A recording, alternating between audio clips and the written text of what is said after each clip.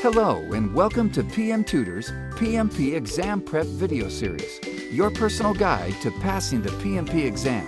And here is your instructor, Dan Ryan.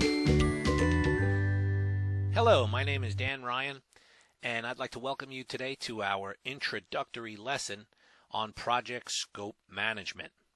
Okay, we're going to be taking a high-level look today at the knowledge area of scope management, just getting you familiar with the basic concepts, and then in further lessons we'll be going into them in more detail. So across the top of the screen you can see 6 processes listed. Okay, of course there's 47 processes in the project management body of knowledge, the PMBOK, and you can easily view these on page 61 of the PMBOK 5th edition. But for our purposes, we are talking about scope today, and scope has 6 of those 47 processes. 4 of them are planning processes, and 2 of them are monitoring and controlling. Okay, in the middle of the screen we see the iron triangle, okay, also known as the triple constraint of project management. The idea being that you cannot significantly change or modify one of these factors without impacting or causing change on the others, the triple constraints. Okay, scope is one of the triple constraints, so managing the scope of the project is one of the key ways in which project management performance can be measured. Since scope is usually owned by the project sponsor or the customer but is managed by the project manager, project scope management is especially challenging. All right, we have this table here which kind of shows, like all processes in project management, how there are inputs, outputs, and tools and techniques. So we have the basic processes of project scope management, which is plan scope management, collect requirements, define scope, create WBS, validate scope, and control scope. And then, of course, for each of those, there are things that go into them, or inputs. There are tools and techniques that are excised upon them, okay? And then there are documents and outputs that come out of those processes. Now, for the PMP exam, you'll need to become familiar with all of the ITTOs for all of the 47 processes listed on page 61 of the PMBOK 5th edition. But here you're looking at just a view of the ITTOs that are relevant to just the scope management knowledge area. All right, so we're just going to talk briefly about each one of the 6 processes in the scope knowledge area. All right, plan scope management comes from the planning process group, and it is the process of developing a scope management plan that defines how the project scope will be defined, validated, and controlled. So you're not necessarily doing any nitty-gritty type of scope activities.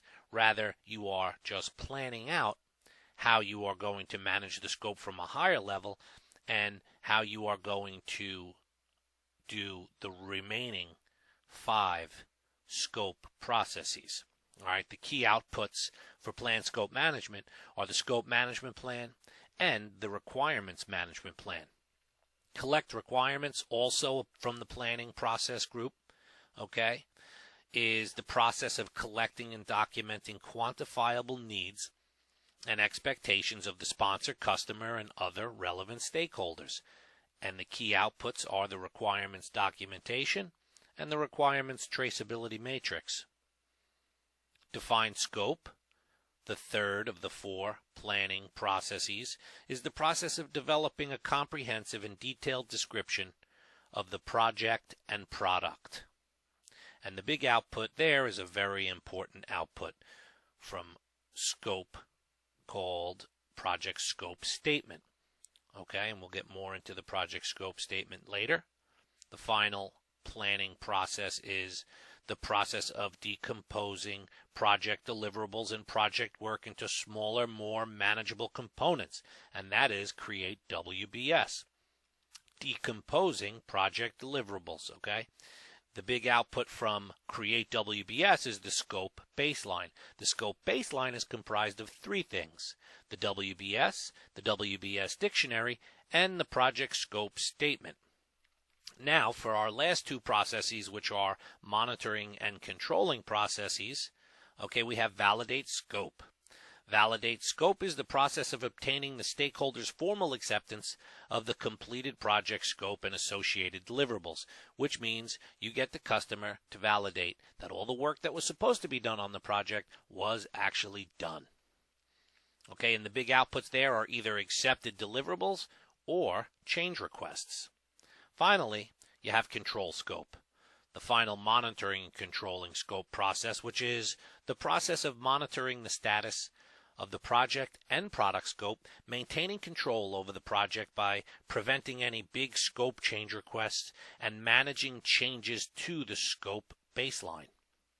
The big outputs there are the work performance information and change requests.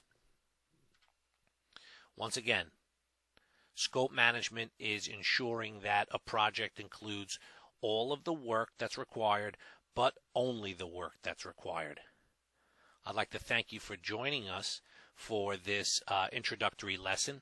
And as I said earlier, in the next lessons, we will be getting into all of these 6 scope management processes in greater detail to go through all of the inputs, outputs, and tools and techniques, and all of the definitions and items that you'll need to know to do well on the scope portion of the PMP exam. So thank you very much for joining us, and we look forward to seeing you in our next lesson.